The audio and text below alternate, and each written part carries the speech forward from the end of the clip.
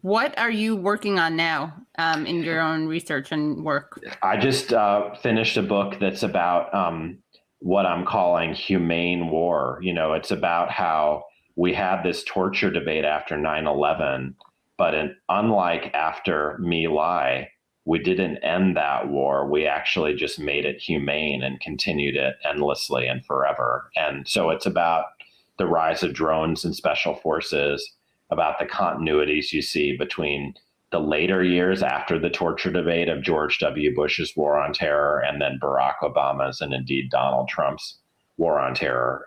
And it's kind of a frightening phenomenon because in a way we messed up after 9/11 because we helped the American state create a form of war that's less visible, hard to challenge, and seems not to ever. And even when politicians can, get a lot of electoral traction by saying they're against them.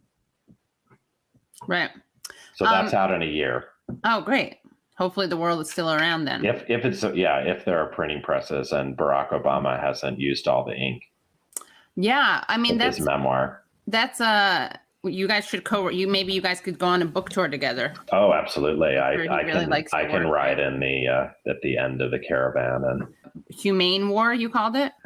That's one of the working titles. I mean, the book's done, but the title's not up to me. I think the title's supposed to be Humane: How Americans Abandoned Peace and Reinvented War. Okay. So, and that's, a lot of people will say, well, drone warfare is not ideal. It's not perfect, but it's a lot better than troops on the ground. Correct. So that was Obama's, constant mantra. Right. Yeah. And there's an interesting moment when, the leader of Code Pink, the activist group, Medea Benjamin, was present and heckled him at Fort McNair. And, ironically, she called for more humane war and attacked the drones for not being humane enough. And Obama responded, well, what do you want me to do? Make it less humane? So my worry is that, in a way, the critics and the defenders of American war are locked in a kind of agreement about what the goal ought to be. Even though Medea Benjamin is part of a peace group, she should and generally does argue for less war or no war or end to war. We've maybe not controlled the risk that when we ask for more humane war too, we have to make sure that the result is not Obama saying, but that's what I'm providing. And if you want me to make it more humane, I'll try, because that's essentially what happened under the Obama administration.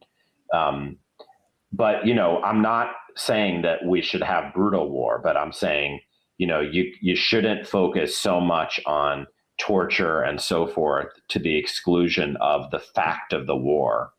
And so always join your concern about atrocity with your concern about aggression and, warmongering, which is kind of at the root of it all.